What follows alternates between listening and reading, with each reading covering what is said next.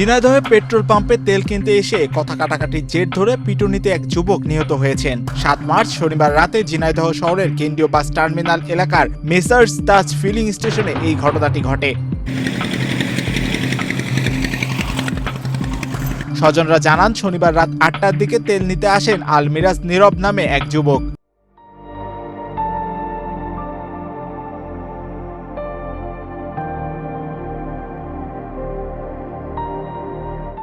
সেই সময় পাম্পের কর্মচারীরা তেল নিতে অপারগতা প্রকাশ করে। পরে নীরব পাশের পাম্পে চলে যান। ফেরার পথে হারুন মিয়ার তাজ ফিলিং স্টেশনে অন্য এক ব্যক্তিকে বোতলে তেল দেওয়া দেখে প্রতিবাদ করলে পাম্পের কর্মচারীদের সাথে তার বাকবিতণ্ডতা শুরু হয়। এক পর্যায়ে পাম্পের কর্মচারীরা লাঠি দিয়ে নীরবকে পিটিয়ে গুরুতর জখম করে।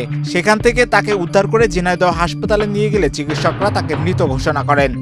আমার ভাই হয়, খালাতো ভাই, ছোট খালার ছেলে। হ্যাঁ, ওর মা নেই তাই না? না, মা নাই। তো কি মানে কিভাবে কি মারা গেল এই বিষয়ে কি জানেন?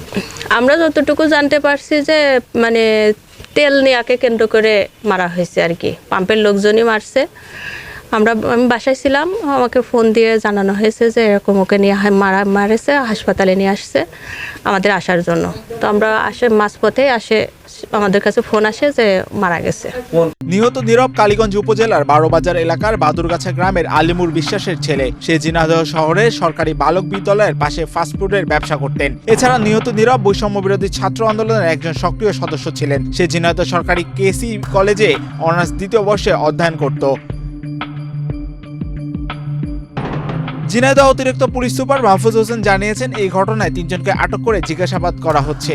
তদন্ত শেষে আটককৃতদের বিরুদ্ধে আইনানুগ ব্যবস্থা গ্রহণ করা হবে। মেসেজ বলতে আমরা এখন পর্যন্ত সন্দিগ্ধ 3 জনকে অ্যারেস্ট করেছি এই ঘটনায়। অ্যারেস্ট বলতে আমাদের আইন আওতায় নিয়ে এসেছি, সরাসরি অ্যারেস্ট না। আমরা এখন খতিয়ে দেখবো আসলে এই ঘটনার সাথে 3 জনই জড়িত নাকি একজন জড়িত আছে, কে জড়িত আছে এটা আমরা খতিয়ে দেখবো।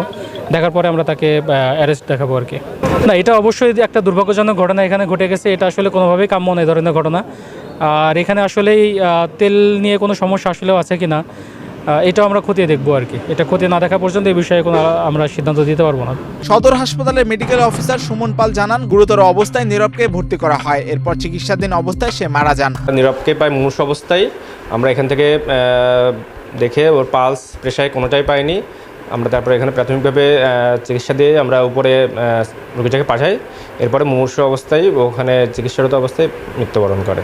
প্রসঙ্গত, তাজ ফিলিং স্টেশনের মালিক ঝিনাইদহের নিষিদ্ধ ঘোষিত আওয়ামী লীগ নেতা ও জেলা পরিষদের সাবেক চেয়ারম্যান সৃজনী বাংলাদেশের ব্যবস্থাপনা পরিচালক হারুন আর রশিদ ওরফে সৃজনী হারুন।